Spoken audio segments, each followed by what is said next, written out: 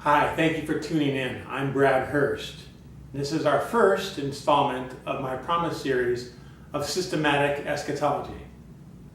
I originally wanted to start this back around December 1st, but I had some issues I had to take care of and was not able to do that. Those issues have since cleared up and we're now able to get going. This is going to be an introduction to the series. I want to spend some time here talking about why we study the past. A few years ago, I wrote and published a book called Systematic Eschatology.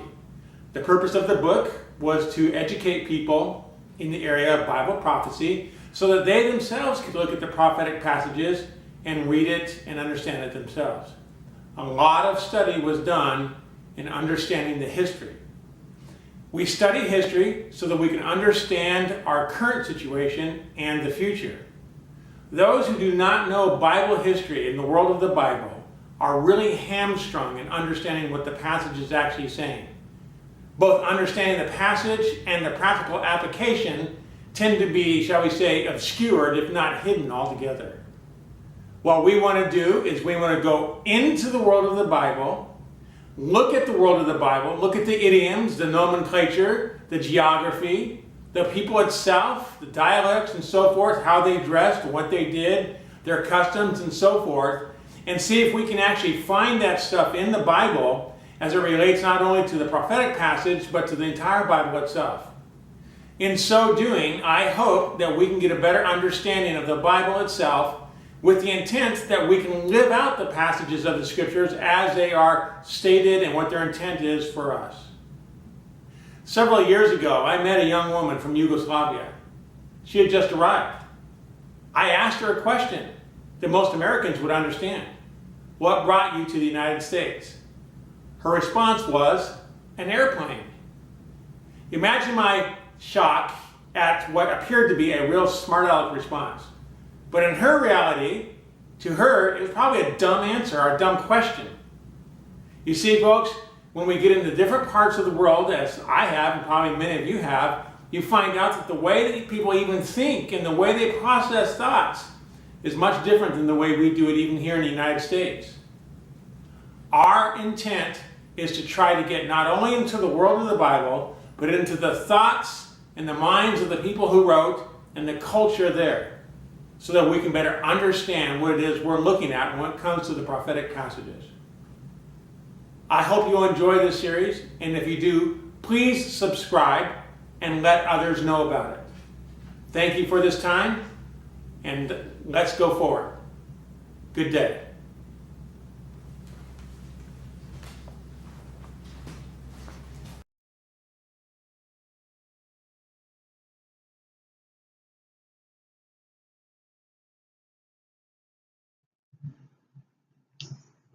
Okay, folks, as we get started, we've got our title here, The Past informs us about the present and the future.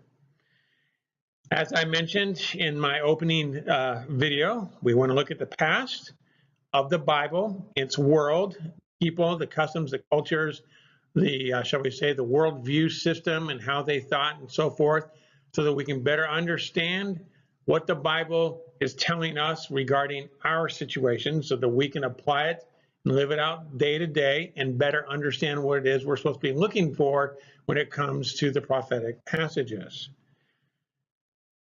At the end of this series, I'm going to get, actually the end of this video, I'm going to give you some links, or shall we say some books that you can look at. I'm going to give you a link to a very simple online college course that you can look at that's helpful in understanding sort of kind of where we're going and what we're doing. Most of the information that I'm going to give you in this particular video is not going to have anything to do with Bible prophecy. It's simply just going to be used as an example for how the past informs us about the text and how that can apply to us today in our Western civilization and society. So this is not a prophecy study at this point in time. It's simply just by way of illustration to show us how it works when we understand the world of the Bible. And the information is going to come to us primarily through a researcher by the name of Karen Ratner. She's from Germany. She's an Assyriologist and has done quite a bit of study in the ancient world of Mesopotamia and Assyria, and I found her stuff to be very helpful. And I'll give you a link to her, shall we say, her basic course there here at the end. So let's go ahead and move forward.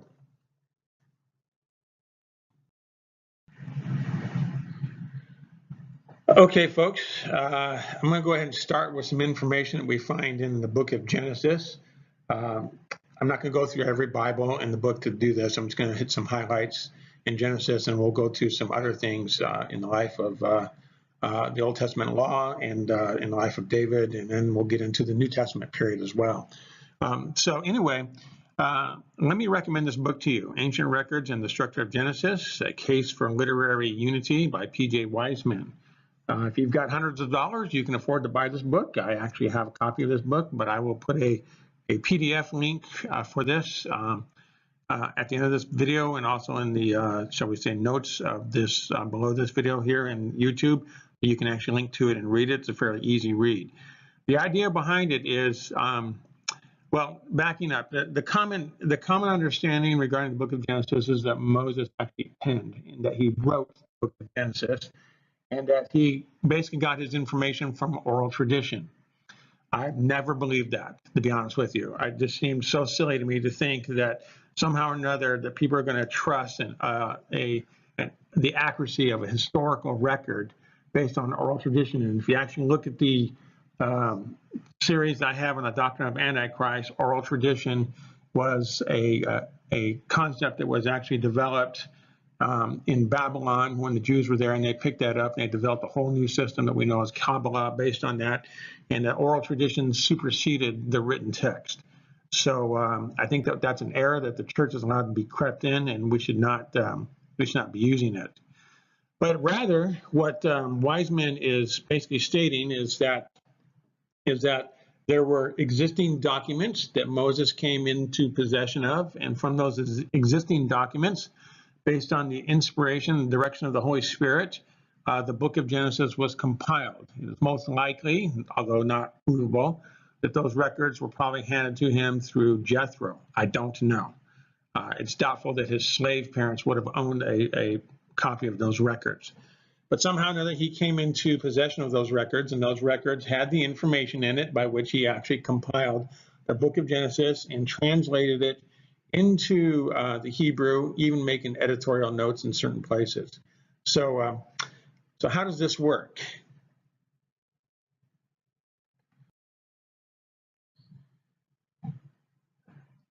I'm going to give a real basic understanding of how this would work. And what I'm going to do here is I'm going to just take a little highlighter here and just kind of highlight some stuff. So basically, you basically have these documents here, all sitting here. Okay, each document sitting up here, and so you got several documents. You got one here, and you got a document here, you got a document here, you got a document here. All right, and I'm assuming that, and I'm just doing this from an English perspective, that's left to right. I know that they did it, right to left, or from top to bottom, and so forth. So, but I'm going to kind of do it the way that we would understand it in our world, so that we can better understand what was going on. If you look at something like this down here, you can see that there's kind of like a spacing right here. Okay, and no, I do not read cuneiform, but I can actually sort of see the structure of what's going on in here. That little spacing down there is an indicator of what's called a link. Each one of these records had a link so that you knew how to actually put them in order. In other words, I'm not saying this is exactly how it would have looked like in this, but I'm just doing this in a way that can understand. You're over here and you're reading, this document over here, but there has to be some way by which you can actually determine what next document you would read. And so, possibly, it's possible down here, up here, there would be a link between these two to tell you that these two right here are to be read in that order. And then the same thing would happen with each page of the document or tablet of the document. And the end of the document, if there was an end of the document, it would actually be stated right here, and it would be signed and dated, usually with the year of the age of the person when they actually wrote that document. Now, if this was going to be a continuously running document, if someone were to come along and pick up something like a family history, then what they would do is they would take this down here, okay, and then they would start their next record with nearly the same statement up here. And so that way you knew that there was to be a link between these two sets of records. So that's really a very, very basic, rudimentary way of understanding how this would work. It would be very difficult for people to know where to start, when it comes to these tablets and so forth, because of there would be so many of them. There had to be marks that would tell them how to arrange them, how to order them, and if it was a running family history or a legal document of some sort that would be continued, then there had to be these marks that would take place. So essentially, you would have something like something down here to link with up here. Then you would have your end mark right here that would end your document. And if it was to be a continuous record, the next record would have a link to that in that area right up here. So that way you knew to link the documents. That's the way they did it. In fact, Wiseman's book explains how that this type of writing and document record keeping was found in Ur of the Chaldees in a genealogical library there. And so it goes to lend support of what he's about to show us. And so the question is okay, so why is that important to us? Well, let's have a look here. Let's go to our next slide.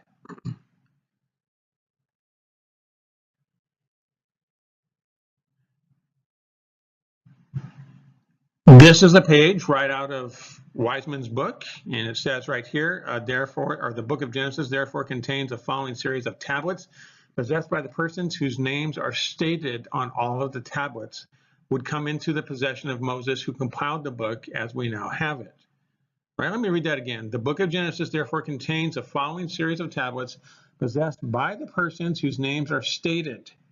Okay, the people who actually wrote the tablets have their names included in them.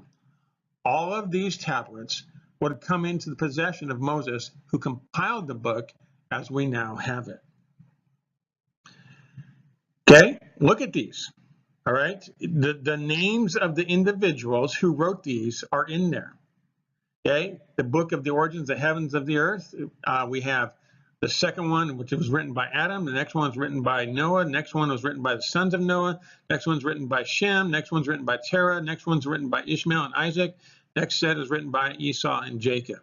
Okay, they actually clearly put their names there. And what's interesting about this, if you actually look at this one, this set right through here, let's go with red. If you actually look at this set right through here, I believe it's this one right through here, okay? When you look at this and you see that it says that Terah was 70 years old and begat Abraham, Nahor, and Haran, people have always come up with the idea that somehow or another he had triplets at the age of 70. The problem with that is that Terah died at age 205. And what we read in the book of Acts, that Abraham left Haran when he himself was 75 years old. So if Terah was 70 years old and then Abraham left Haran when Terah died at age 75, in other words, Abraham was 75 years old, that would make Terah only 45 years old? But according to the Genesis record, Terah died at the age of 205. And so what we have here is we have basically a conflict. Well, if we understand the tablet theory, the way it's understood is that Terah was not 70 years old when he begat three sons. Basically, Terah was 70 years old when he was compiling or when he had finished his record of the tablets as they came to him. That's what was actually happening. So when we kind of look at this, I would encourage you to go ahead and get Wiseman's book, look at it, read it, look at these passages, break it down, and you can see it. It's pretty easy to see. I don't have, to be honest with you, I think it's kind of irrefutable when you actually look at these and you can see these. And so this is one case of, how we understand the world of the Bible, that it was actually written in a literary format that was contemporary with Abraham at the time in Ur of the Chaldees. And these records in Genesis have the names of the individuals who wrote their tablets, and they even dated when they wrote their tablets. That's the tablet theory, and I'm sticking to it. All right, let's move on to our next slide.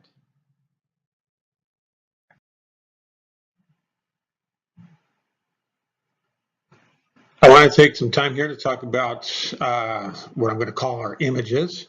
The whole concept of an image is sometimes misunderstood by the sincerest of believers. And so I just want to be careful here just not to castigate everybody.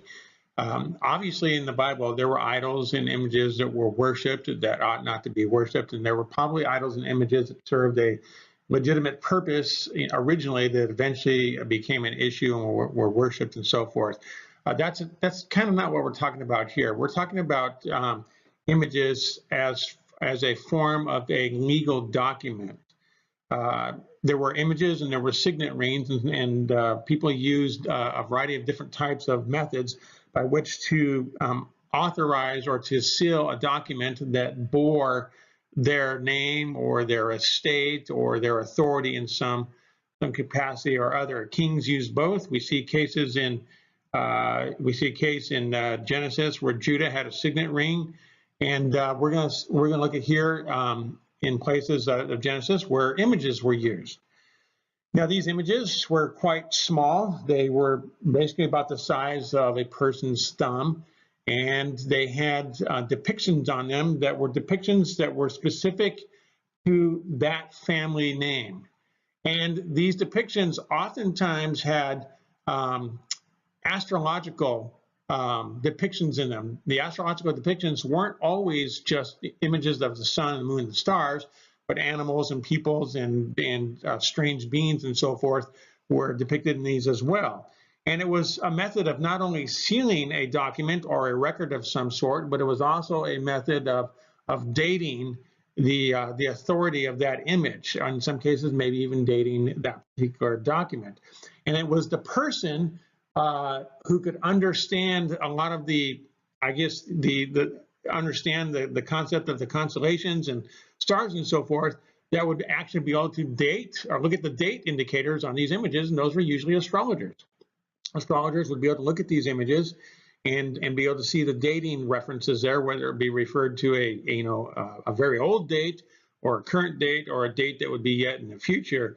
And there were records of these images that were kept in places where people could actually match them, and it would be known that the person who possessed the image itself and there was a match of the copy would actually prove that they are actually the holder of whatever that document is. And a lot of land deeds were sealed with these types of images, and so it became very well known as to who owned what land and what properties and what their estates were and so forth, based upon the records being sealed with their images. So this is really important to know in understanding what oftentimes has been a misunderstanding regarding what was going on in Genesis, specifically Genesis chapter 30 through 32 with Laban and Jacob and Rachel and the images, okay? So let's just kind of look at this in context here. Let's go to our next slide.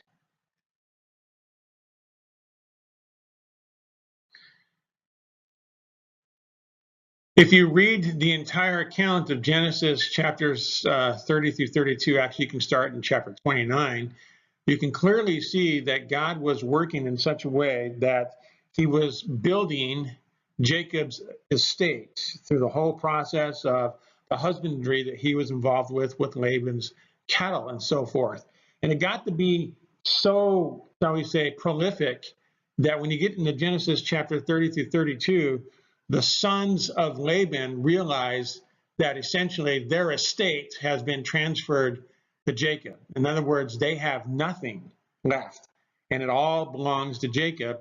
And it is very clear from the context that Jacob recognizes and Rachel recognizes that this was God's doing. And all of a sudden, out of sheer jealousy, there begins to become a problem, and Jacob realizes that he needs to leave, and he leaves in haste, right? And so just before they're going to leave, Rachel does something that many people misunderstand.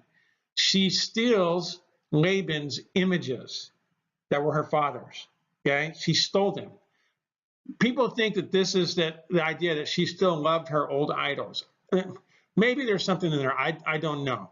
But what appears to be taking place in context of understanding how images were used and their official capacity, she seems to be taking the documents related to the estate that God had given to Jacob. All right, now, Laban calls them his gods, and to him they probably were. But to Rachel, they appear to be just nothing more than just legal documents. In fact, what was interesting, I always wondered, how is it that someone could get these big idols or even just these medium-sized idols and hide them in basically their saddle or their furniture of the donkey and sit on them if there are so many of them? Well, we fully understand what was going on. These things were actually quite small. Laban had several of them, and he probably acquired these over the years, but they were small enough where she could tuck them away. That is, Rachel could tuck them away in the furnishings on the camel, and she could actually sit on them. Just look at this right here, Genesis 31:19. And Laban went to shear his sheep, and Rachel had stolen the images that were her father's. Images there is teraphim. It means image, or it could be a replica, or it could be referring to an idol. Laban saw them as gods. Verse 30, Laban, wherefore hast thou stolen my gods?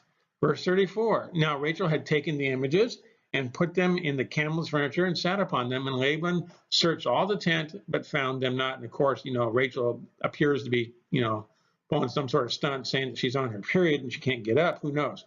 But the bottom line is that essentially God had given Jacob all of Laban's estate and left nothing for his sons.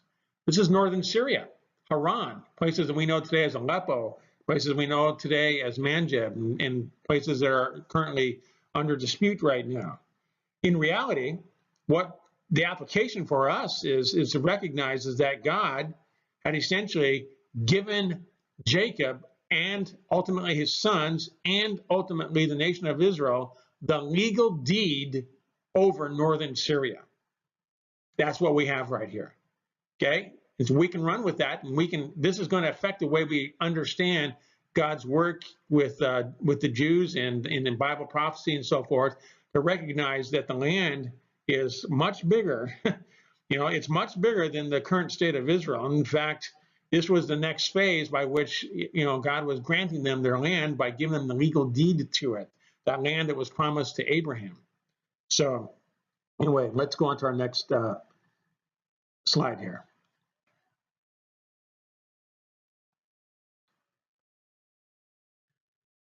The Bearded Ones, kind of a strange title, but it was an important title at the time. Look at this. We see these two individuals that are called Bearded Ones facing each other. One on the right is a king, and the one on the left is his appointed representative. The king is depicted with his hat, he's got a staff, and he's got some sort of rod or something like that tucked underneath his left arm. And they're facing each other. And if you notice their beards are squared. It was very well understood in the ancient world that only royalty and the priesthood could wear their beards like this. It was true in the pre-Assyrian Mesopotamia, Acadia, Samaria, Assyria, Babylon, Persia, and so forth, and continued to be the practice for many, many, many centuries. The king's royal court and the priesthood alone were allowed to be the ones to wear squared beards. It was how they were distinguished as being royalty. In addition, only certain individuals could actually face the king. So this person who's facing the king is a person of really high esteem. In fact, a person who was considered to be a bearded one was to be considered one with the king himself. He was to be viewed as a king, and he was a representative for the king. There were eunuchs who had high positions, and the eunuchs didn't have beards, obviously for reasons that they simply just weren't able to go through the purity process, or the puberty process, that is, by which they could do that. And eunuchs, because of their inability, so I say, to sexually reproduce and so forth and create their own dynasties, were often placed in the positions of high authority as representatives for the king, with the express purpose or with the express understanding that a eunuch could not set up his own dynasty. And so eunuchs were very, very highly thought of in the royal court. But individuals who proved themselves in ways who were not eunuchs were welcomed into the court, and they were known as the bearded ones, and they distinguished themselves that way.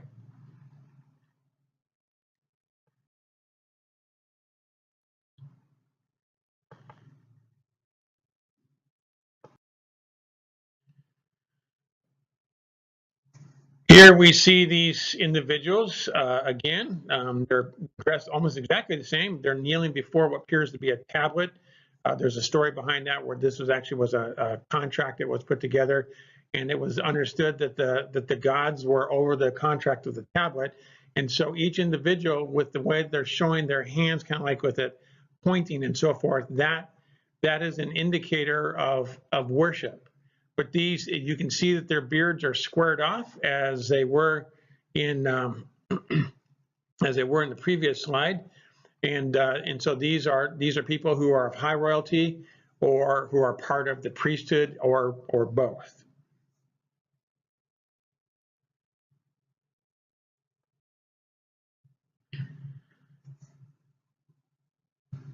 Here on the left-hand side of this, where the yellow circle is at, you can see the individual has got the spear and he's got the pointed hat. This particular individual has no beard, indicating that he's a eunuch. And you can see another yellow circle in the center with another individual. He's obviously a warrior. He's got his arrows. He's got his some of these guys, you can see that they've got their bows with them. And so these are obviously warriors, but they are showing themselves in ways that are distinguished, separated from the eunuch themselves, and or separated from the persons of the bearded ones. You notice in the blue there how they've got the way their beard is actually rounded off. They are not allowed to actually have a squared beard. You look at each one of the beards in here. These show that these people are not royalty or not a part of the priesthood. In reality, these are commoners. These are actually either slaves, or these are soldiers, or they're mercenaries of some sort, paying homage to the eunuch, who is the representative of the king.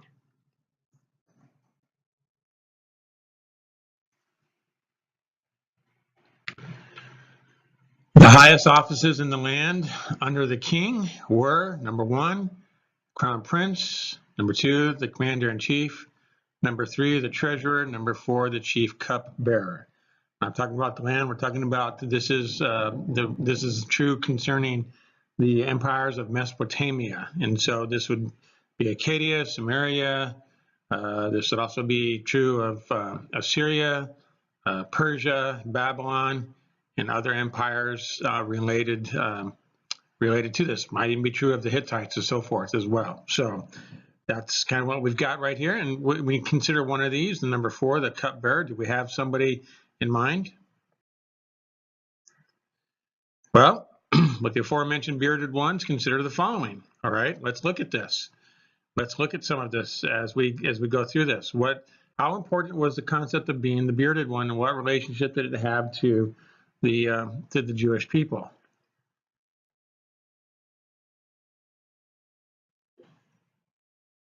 Well, look at Exodus 19:6. And ye shall be unto me a kingdom of priests and a holy nation. These are the words which thou shalt speak unto the children. Okay, look here in Leviticus 19:28. You shall not round the corners of your heads, neither shalt thou mar the corners of thy beards. This is a law that God is giving to the Jewish people within the cultural context of Mesopotamia. He is literally telling them that every man in the nation of Israel was to function like, behave like, and look like a king or priest, a person of the royal court. But whose royal court? It would be the royal court of God. The whole nation was to act and present themselves as representatives of the king, their king being Jehovah. Every man was to adorn himself in such a way and behave and conduct himself in such a way that he was a perfect representation of the king. That is profound, and that's going to have application for us. But this was, I mean, this they actually practiced this. Look at this in David's life here.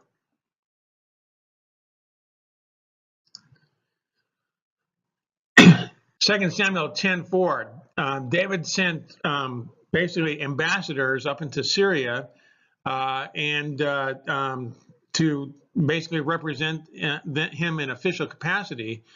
And what did the leader or the ruler of northern Syria actually do? It says, wherefore Hanun took David's servants and shaved off the half of their beards and cut off their garments in the middle, even to their buttocks, and sent them away.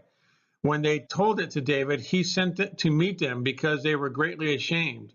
And the king said, tarry at Jericho until your beards be grown, and then return.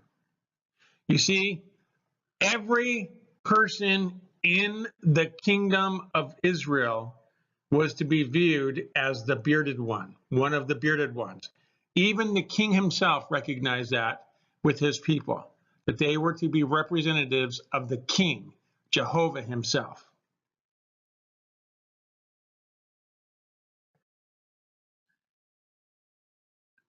Well, we can see in Nehemiah 1:11, he says that Nehemiah was the king's cupbearer. Nehemiah was either a eunuch or a bearded one. I'm guessing he was probably the latter, but we can clearly see that Nehemiah was essentially one of the fourth most powerful people in the Persian Empire at the time that the book of Nehemiah was actually written. He was very, very, very powerful individual. In fact, I think if I remember correctly, I think he carried the king's signet ring with him when he came into, or at least he came in with some official, very official documents when he came into the land of Israel to begin the work that the Lord would have him to do.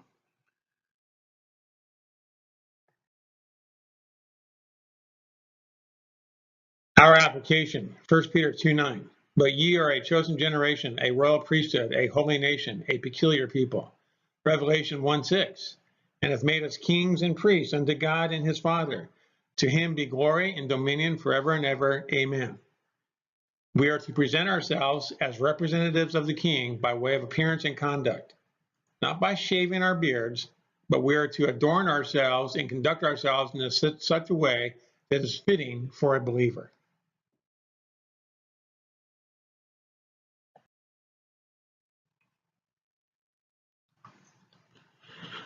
Mesopotamia and the Mediterranean world, family tombs in the home. This is just a kind of a model of what a typical home in Mesopotamia and across the Mediterranean world would actually look like. You would have kind of like this square type thing. You'd have doorways, a couple windows. You would have a storage place underneath, the stairway would lead up to the roof where a lot of activity took place. And so these places were hot in the summer and they were cold in the wintertime. And so they didn't spend a lot of time in these things. They basically just slept and most of the activity was done outside. But some places were fairly elaborate, as in Mesopotamia. Those societies typically had large section of the population that was part of the middle class. And so people having homes it was actually quite common.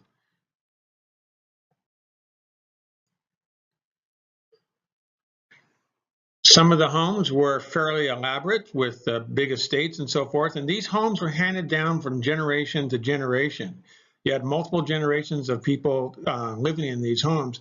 In fact, we find in the book of Genesis, since the Bible talks about patriarchy, that when the guy married or the son married, he literally would bring his wife into his father's house, and she would be underneath his headship as well, as long as the father remained alive. And so you have multiple generations living there, and this particular home would be associated with that family.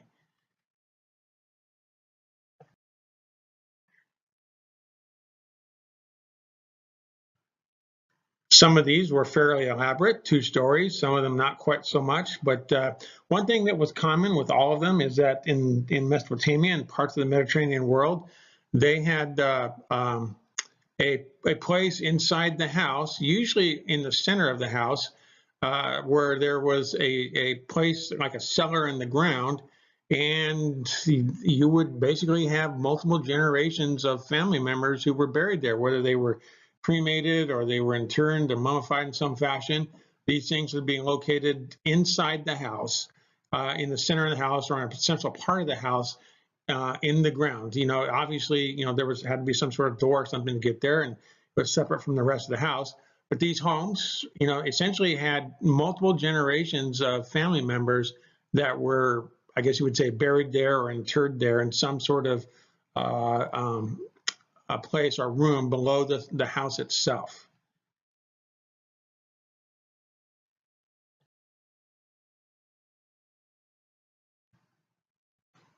Typically inside of a city, houses would be connected to each other. There would be connections, and people would have their own separate dwelling places, but they would be very, very tightly packed together in very narrow streets, and people living in these houses, as you can see, a lot of the activity on tops of the roofs and so forth. But common to all of them, okay, or shall I say to most of them, was this central place for interring family members who had passed away, with multiple generations being there.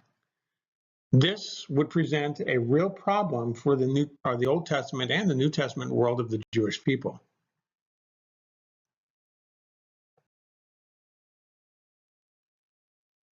Numbers 19:11 through 22.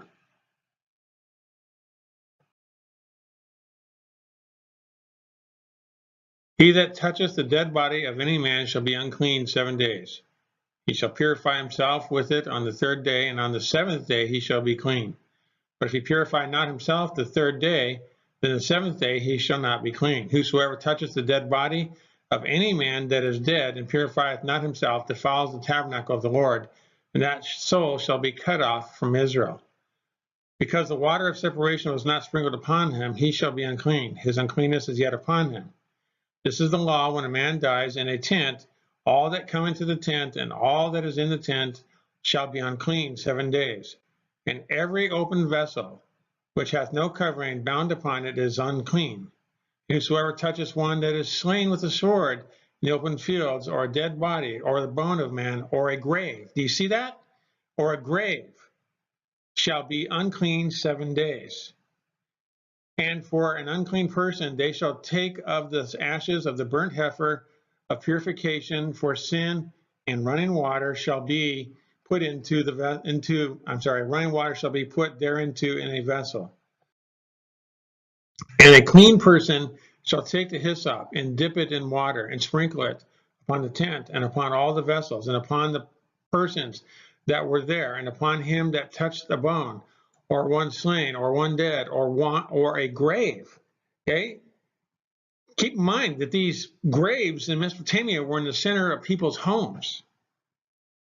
And the clean person shall sprinkle upon the unclean on the 3rd day and on the 7th day. And on the 7th day he shall purify himself and wash his clothes and bathe himself in water, and shall be clean at even. But the man that shall be unclean and shall not purify himself, that soul shall be cut off from among the congregation, because he hath defiled the sanctuary of the Lord. And the water of separation hath not been sprinkled upon him, he is unclean. And that shall be a perpetual statute unto them, that he that sprinkleth the water of separation shall wash his clothes, and he that toucheth the water of separation shall be unclean until even. and whatsoever the unclean person touches shall be unclean, and the soul that toucheth it shall be unclean until even.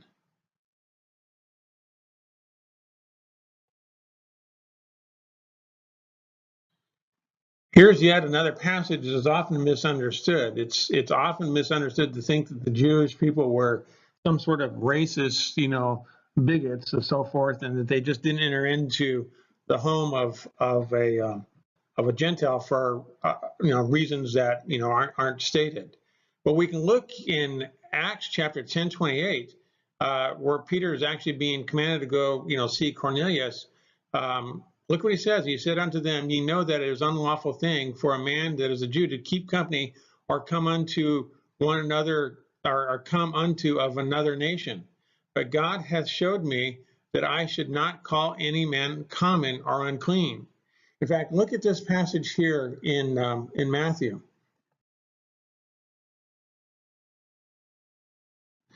Jesus himself is stating this. He says, then the 12, Jesus states to the 12, these 12 Jesus sent forth and commanded them, saying, go not into the way of the Gentiles, and into any city of the Samaritans enter ye not. Yeah, it should be noteworthy to keep in mind that Samaria, was essentially the result of forced resettlement of people from the Assyrian Empire. So these were Gentiles who would have brought their cultural concepts and in the way that they live into the land of Israel itself. And that place became known as Samaria. And these were kind of like a mixed breed of Assyrians and Jewish people. And it's quite possible that they would actually have had these homes that had these, basically tombs interred in them. But what's interesting about both the Acts passage and the Matthew passage is what we see is that it wasn't a racial component necessarily, but that the Jewish people were observing the law and that they fully understood that these individuals who came in from other countries, or if they were to go into other countries, they would have tombs in the center of their homes. And it says that anything that they touched would be like a contagion. Anybody would actually touch the thing that had been touched, they too would be unclean. This was a real problem in Galilee because the trade routes went through Galilee. The international trade routes went right through Galilee.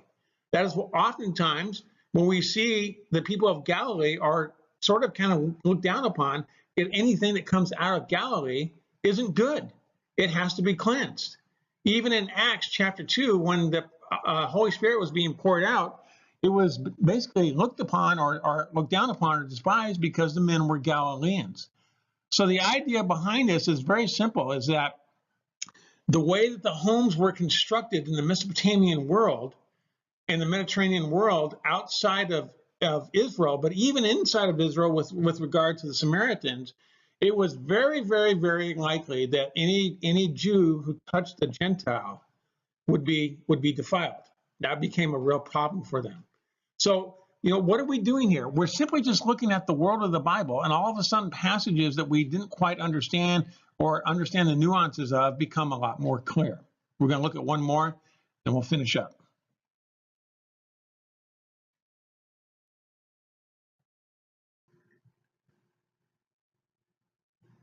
Meat sacrifice to idols.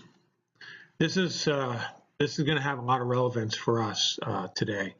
Not in the exact same way, but it's going to be the whole issue of how we conduct ourselves, not only among believers, but also among unbelievers. But there's a lot of history here that's actually very important and helps us to understand this. Again, what we're doing is we're not doing specifically a Bible study on these issues. What we're doing is we're actually demonstrating the importance of knowing the historical background and the mindsets in the way that people thought with regards to the time when the Bible was written. So that's what we're doing here.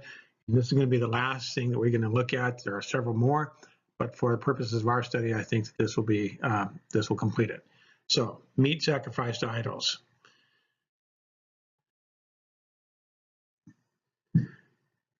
I've kind of put this in here. The question, is it Marduk or Asher? If you take the time to go look at my astronomy series, I think it's actually lecture number 1 in ancient, I should say, on the Great Red Dragon. I think it's number 7 is where it's at. under Ancient Astronomy and the Great Red Dragon. I think it's actually number 7. I give the story, the Babylonian creation epic that involves Apsu and Tiamat and Marduk and so forth. And so you can go through there and you can watch that and listen to that and get more information on this. But the question to ask is are we dealing initially with Marduk or Ashur?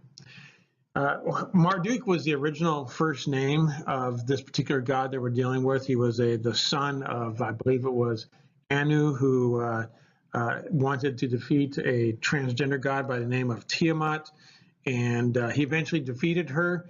And in the result of defeating her, he took the remaining forces that were loyal to her and made a deal with them where they would actually pledge loyalty to him. He would set them up as demagogues or Baals, and he would give them names that would, each name would be basically a representative name of his attributes. And the way that he actually got their pledge of support was through a homosexual act. And so all throughout Mesopotamia and into the Mediterranean world, we see these Baals all over the place, and they according to legend, they migrated and they set up kind of like their own little dominions and so forth. But ultimately, once a year, they had to pay homage to Marduk, who in turn, at one point in time, ceded that to a lesser god by the name of Tammuz. But that's a different story altogether. But anyway, in Mesopotamia, the question is under which name is this deity going to be? Is this deity going to be worshipped? Is it going to be Marduk or is it going to be Ashur? For the Babylonians of Babylon, it was actually Marduk. For the Assyrians, it was Ashur. And depending on who was in power at the time, it would determine how he was going to be referenced. Each one of these, their worship was essentially the same because they're worshiping the same individual, just that what name is he going to be worshipped under and who's going to be the caretaker of it.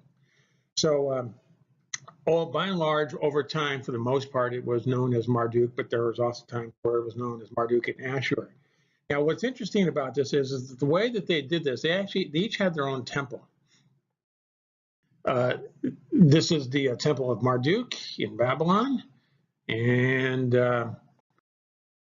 this here is the temple of Ashur.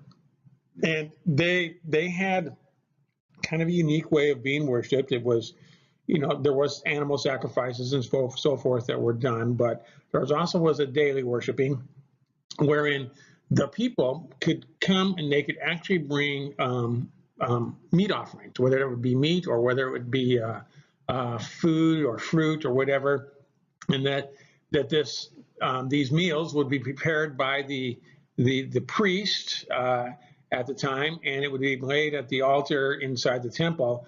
And ostensibly, the way that the god consumed the meal was through the odors of the meal, and then the meal itself, the actual meat and fruit and so forth, was eaten by the priest. But once a year, there was a sacrifice that was made for the god, and it was actually made by the king. And the king himself would actually participate in the sacrifice, and he would take portions of the meat offering once it was the savor was absorbed by the god or whatever. And he would take portions of the meat offering, whether it be food or meat or whether it be grain or fruit or whatever. And he would take that and he would package it up and he would send it to all the provinces where he would have representatives, so I say governors, who would eat it. And the king ate it on behalf of the governors. The governors ate it on behalf of the people. And as a result, the sacrifice was accepted and the god was pleased and so forth. And that's the way that it went. But the common person didn't typically participate in this type of activity. They simply just didn't, because they were neither royalty nor they part of the priesthood. However, the local Baals had a different type of system set up that allowed for the people to participate in this. The people would bring the meat and they'd bring the food or whatever it is. When we're talking about meat, we're talking about food altogether. Okay? They would bring this meat and they would put it before the local Baal, and whoever the priest was of the local Baal was required to make the preparations. And in turn, they would basically turn around and they would actually make it available to the local population, probably through some sort of donation or some sort of contribution of some sort. So it wasn't free. So these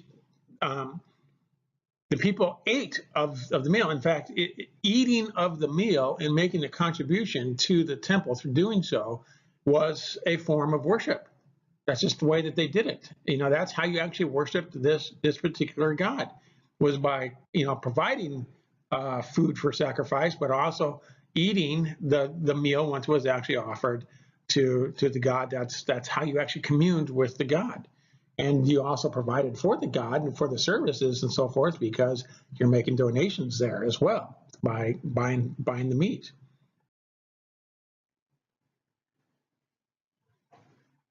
This practice of food in the temple and buying food from the temple, and the practices of sexual immorality that takes place at a lot of these places still takes place today in many parts of the world. For us here in the West, it's not as applicable like that with regard to temples, but we certainly do have things that we need to make sure that we keep ourselves unstained from and undefiled from, whether it be entertainment, whether it be music, whether it be our associations with people, places that we go to and are seeing, things that we do. We need to be sure that we ourselves are not conducting ourselves in such a way so as to be a stumbling block for another individual. That's kind of the application, the lesson for us in this particular part. Consider these verses here.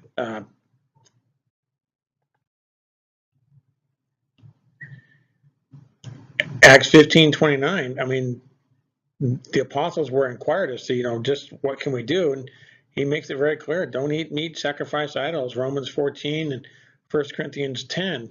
They don't come out and just say, well, no, you can't eat meat sacrificed to idols. What they're simply stating is that first thing you don't want to do is you don't want to go around, if you have meat sacrificed from idols, you don't want to go around broadcasting. Then the other thing is you don't want to be seen there. You don't want to be, sharing a cup with devils or sharing the table with devils.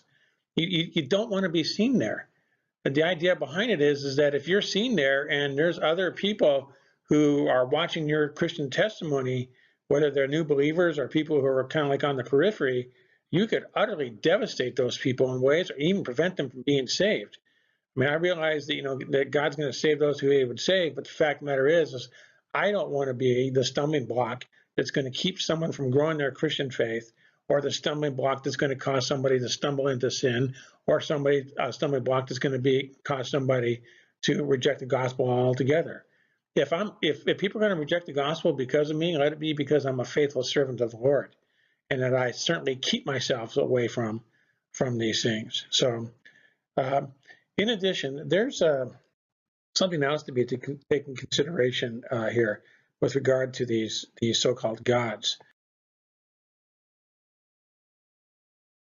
One of the things that's interesting is that when nations went to war, they often, would basically take the gods of the people whom they just defeated.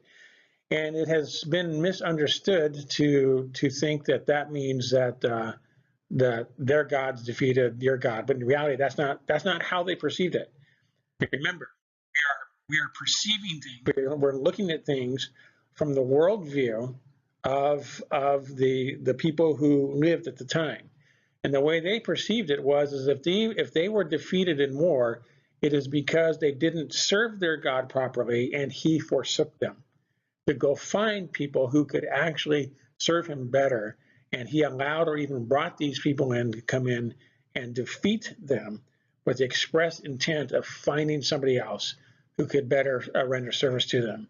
And hence, that God actually forsook them. And you consider what Jesus says here, that I will never leave you or forsake you.